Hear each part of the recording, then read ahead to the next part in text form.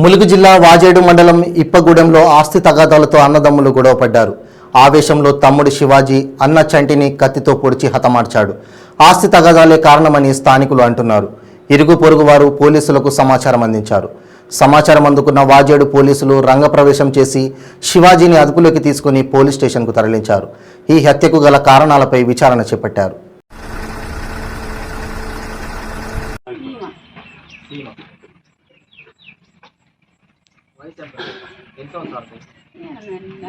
ఎప్పుడు పుట్టిన ఐడియా ఉంటుందా? 30 అని కాదు, ఆధార్ కార్డు